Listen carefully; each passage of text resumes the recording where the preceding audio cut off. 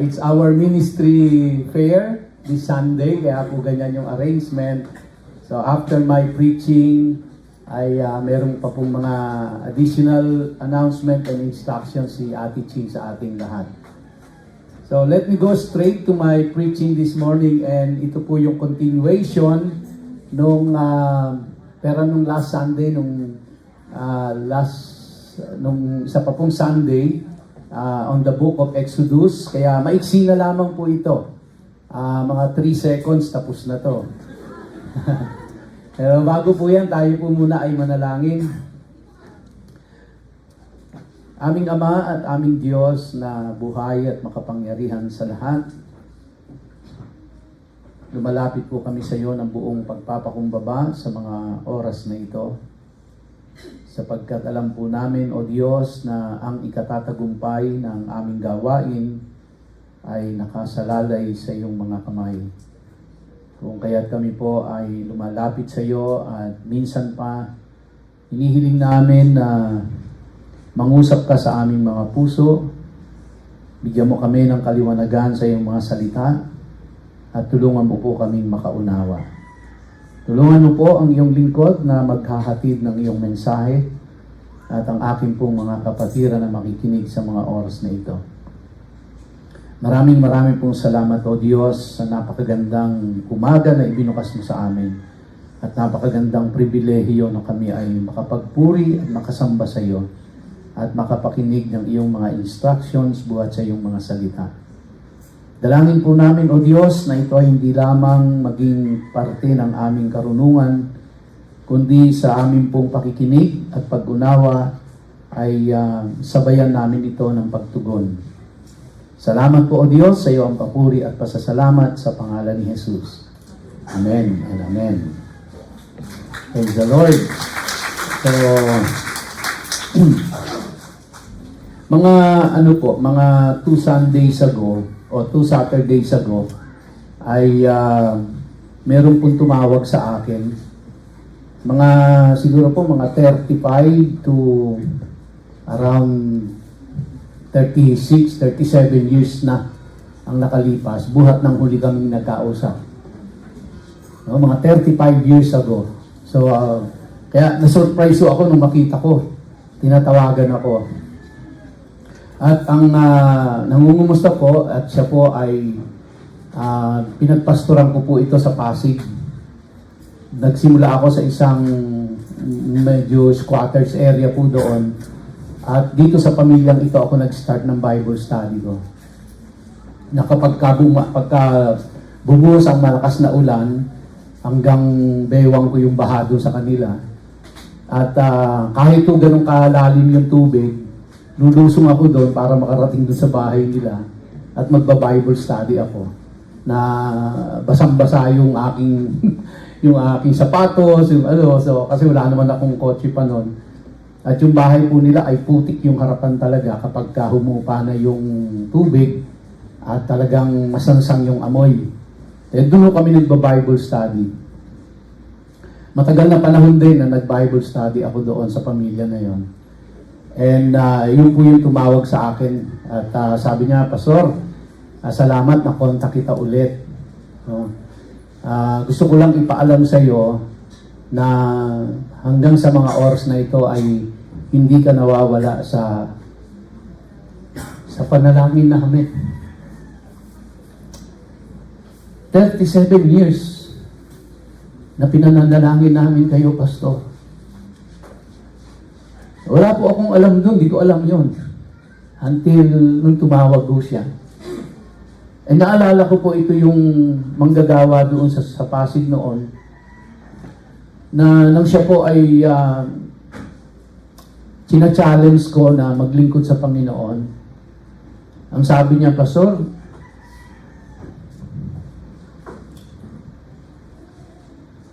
hindi ho ako nakapag-aral eh. Sabi niya, Pastor, hindi nga rin ako marunong mag-English. Hindi ako nakatapos. Ano po magagawa ko sa simbahan? Wala akong kakayahan.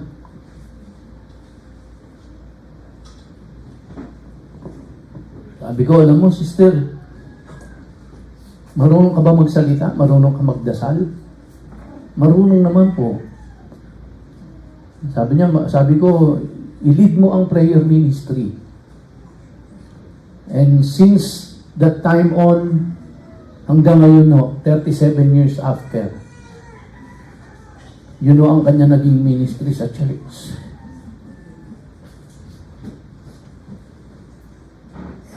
Hindi naging hadlang yung hindi siya nakapag-aral, hindi ka naging hadlang yung hindi siya marunong mag-English, hindi niya nga maintindihan ng Bible pag English na, hindi siya ganoong galing magbasa, at mahirap lang sila. Sila po'y nasa squatters area nakatira. Pero hanggang ngayon po ay nasa ministry siya. Ako po ay nagalak nun dahil sabi ko, salamat sister, hindi kayo tumigil. Sabi niya, Pastor, kahit hindi mo po alam, sa loob ng 37 taon, hindi ho kayo nawawala sa panalangin namin. And sabi ko, Lord, salamat dahil isa ito sa mga dahilan kung bakit nagtatagal kami sa gawain. May mga taong hindi marunong mag-English, hindi nakatapos ng pag-aaral, walang ipagmamalaki sa kabuhayan, hindi maganda ang tahanan, pero tapat na naglingkod sa Diyos at ipananalangin kami at ang aming buong pamilya. Sabi ko, sister, kumusta na po kayo? Kinuwento niya po sa akin at ang pinagpala po ay yung mga anak. Sa paglilingkod ng mag-asawa, namatay na yung kanyang asawa at siya na lang natira yung babae. Sa kanila pong paglilingkod ay ang anak ang pinagpala.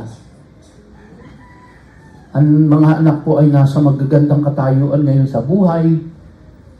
May isang anak na may negosyo, nakapagpatayo ng mga apartment, may paupahan at nakatira na sila sa isang magandang subdivision. Nakatapos ng pag-aaral yung mga anak. Ang pinagpala po ng Diyos yung mga anak.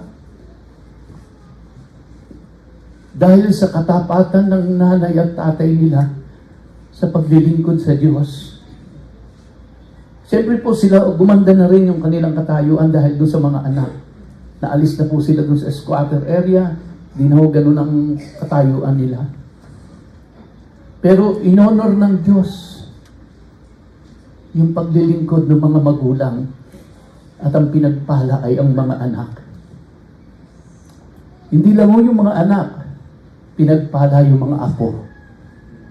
Dahil yung mga apo hindi na lumaki sa squatters area. Hindi na sila nasa slum, wala na sila doon sa mabahong lugar. Wala na sila doon sa magulong lugar. Hinango sila ng Diyos. Ito po ang aking nais na dalhin sa inyo sa umagang ito.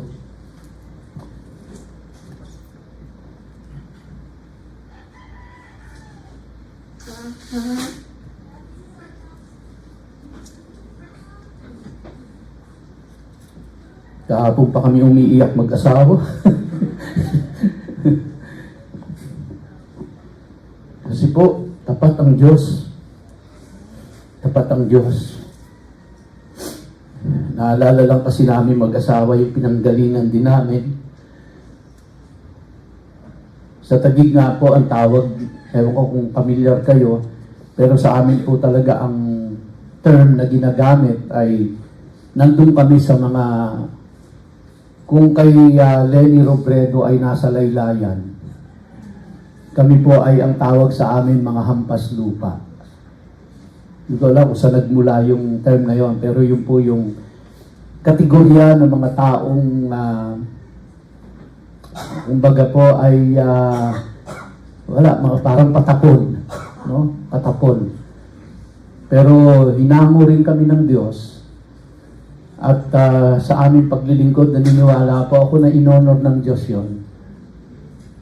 At pinagpala ang aming mga anak at pinagpala ang aming mga apo. Wala ho tayong pagsisisihan kapag tayo tumugon at tayo naglingkod sa Diyos.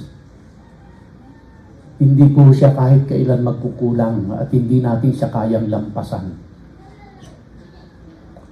You just never know kung paano kayo i-bless ni Lord.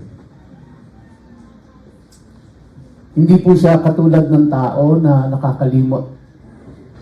Hindi po siya katulad ng tao na walang utang na loob. Pasensya na po sa terminolohiya. Pero sa ganitong paraan lang po tayo siguro makakakonekta. Ang Diyos hindi ho ganon. Hindi siya kahit kailan magkukulang. At alam niya kung paano kanya pagpapalain. Alam niya kung paano kanya tutugunin sa iyong mga pangangailangan. Exodus chapter 36, ito po ang ating tinalakay noon. Tayo ay nasa part 2 na. At didiretso na po ako doon sa huling kahulugan ng kurtina sa tabernakulo. Ano po yung unang kahulugan na nakita natin? Unity. At ang pangalawa po, protection. Ang pangatlo po ay service. Kung mapapansin nyo, sa larawan, ay larawan ito ng high priest na nakasuot siya ng kanyang garment na in-specify ng Diyos. Sa Exodus chapter 26 verse 1, ito po yung mababasa natin. Moreover, you shall make the tabernacle with 10 curtains of fine twisted linen and blue and purple and scarlet material. You shall make them with cherubim, the work of a skillful workman. So napansin niyo po, yung pong kurtina, 10 panels ito lahat. Pinagdikit-dikit siya. At ang sabi po ito ay made of fine twined linen and blue and purple and scarlet yarns. Yun po yung pagkakagawa. Now, in Exodus chapter 28 verses 4 and 5, maliit po, no?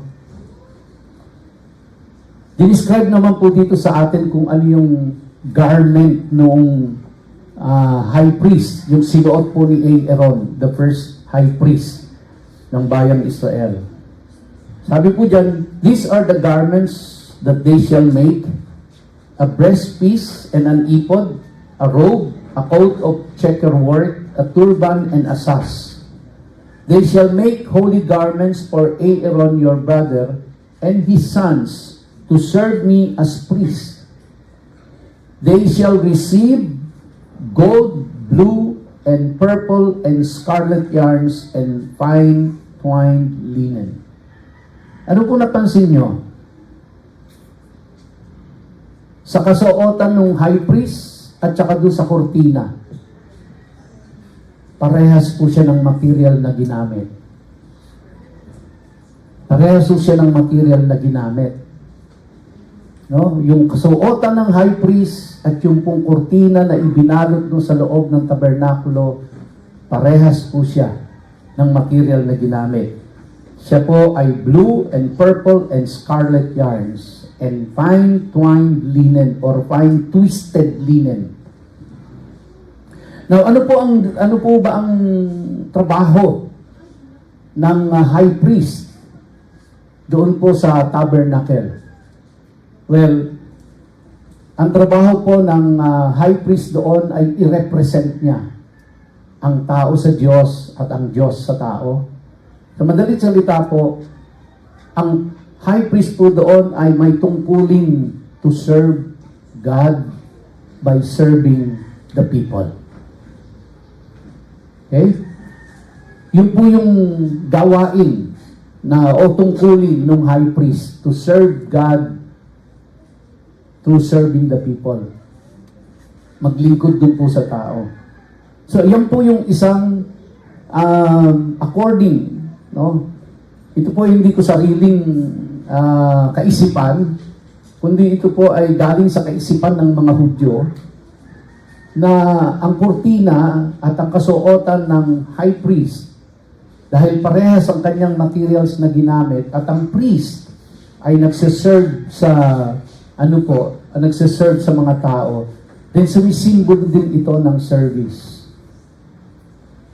Now, tayo po bilang Temple of God, bilang Tabernacle of God, kung gagamitin natin yung unang term nila na tabernacle, tayo po as a tabernacle of the Temple of God, ay meron din po tayong responsibilidad na maglingkod. So yung curtain po ay nagre-represent ng unity, nagre-represent ng protection, at nagre-represent ng service. Sabi po sa Romans 12:4 and 8, "For as in one body we have many members, we are one body of Christ, but we have many members. And the members do not all have the same function. So we, though many, are one body in Christ, and individually members one of another, having gifts that differ according to the grace given to us." Ulitin ko po yun, having gifts. So, wala pong isa man sa atin dito na walang gift. Lahat ho tayo. Katulad nung akin pong in-example sa inyo, yung isip po nung kapatiran na yun sa Pasig, wala siyang magagawa kasi wala siyang pinag-aralan, wala siyang pera, hindi siya marunong mag-Ingles, hirap siyang magbasa. At sa tingin niya, walang re-respeto sa kanya. Dahil sa katayuan niya, dahil sa kalagayan niya sa buhay. Pero yung pala, marunong siyang manalangin. At matyaga pala siya na manalangin. Kaya niya palang gawin yun. Sabi po dyan, having gifts that differ according to the grace given to us, let us use them.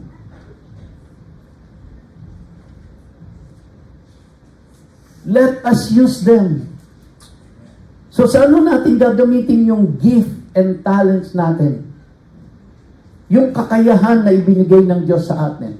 Yung lakas ng katawan natin, yung pong lakas ng mga bisig natin, yung pong talino natin, yung kakayahan natin, saan natin gagamitin yan? Ito po yung encouragement sa atin, no? Let us use them. Kaya sabi, if prophecy, in proportion to our faith. If service, in our serving.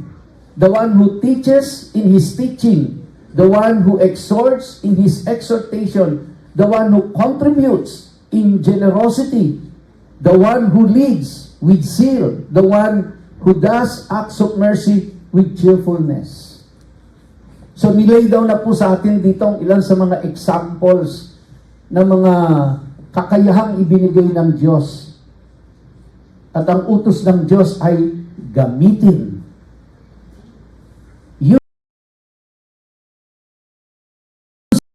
Ibang level ng talino, iba't ibang karanasan, pero ang lahat ng hiyan po ay ipinagkaloob ng Diyos sa atin upang ito ay gamitin natin sa paglilingkod sa Kanya. So paano po ba natin siya paglilingkuran? Then paglilingkuran po natin ang bawat isa. So when we serve one another, we are serving the Lord. Kaya sila po nagtulong-tulong. Tulong-tulong sila para maitayo ang kanilang tabernakulo upang doon ay sumamba sila sa Diyos. Upang sambahin nila ang Panginoon at sila ay maglingkod sa bawat isa. Kailangan ng bawat isa ang bawat isa.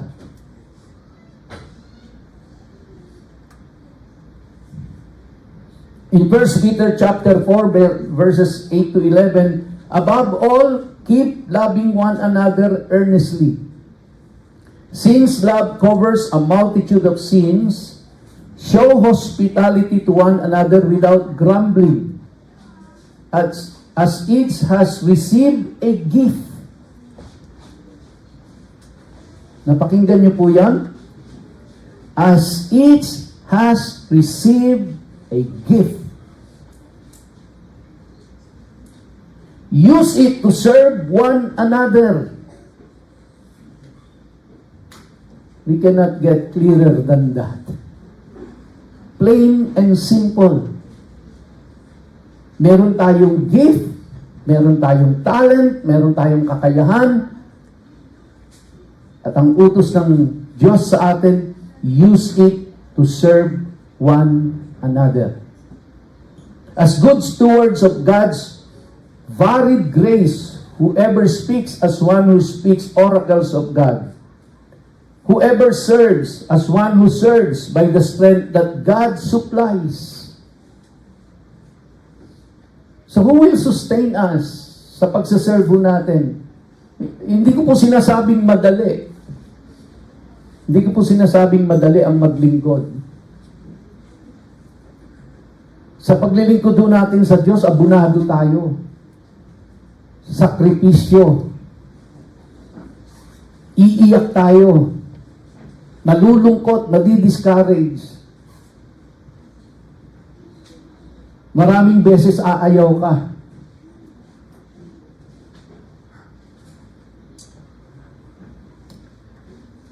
Pero ito ang sabi ng Diyos eh. He will supply the strength na kailangan natin. Kaya sabi ko po doon sa tumawag sa akin, salamat sister. At alam ko po, hindi lang yung mga kapatiran doon sa Pasig na matagal ko pong pinagpastoran ang nananalangin sa amin, kundi maging dito po sa pulungan natin na ito. Siguro tahimik lang kayo, hindi nyo lang sinasabi sa akin, pero I know there are some of you, kahit hindi ho namin alam namin pinapanalangin nyo kami. At maraming salamat po. Maraming salamat dahil ino-honor ng Diyos. Kaya ho kami nakakatagal, kaya kami nananatili dito. Dahil may mga taong katulad nyo po na walang sawang nananalangin kahit hindi namin alam namin pinapanalangin kami. Salamat po na marami. Maraming pong salamat. At ang sabi dyan ng Diyos, whoever serves as one who serves by the strength that God supplies, in order that in everything God may be glorified through Jesus Christ.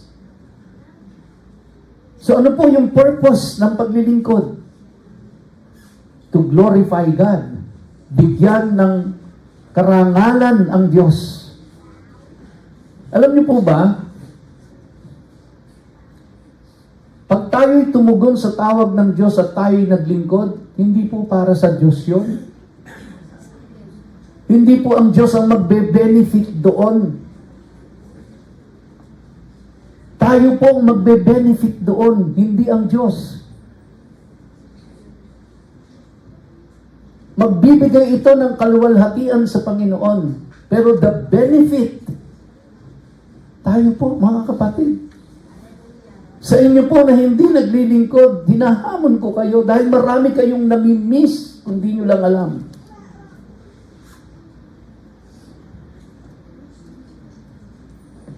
So ang Diyos, huwag kayong mag-alala, huwag kayong matakot dahil ang Diyos ang magbibigay ng strength, ang Diyos ang magbibigay ng encouragement, ng wisdom, ng knowledge.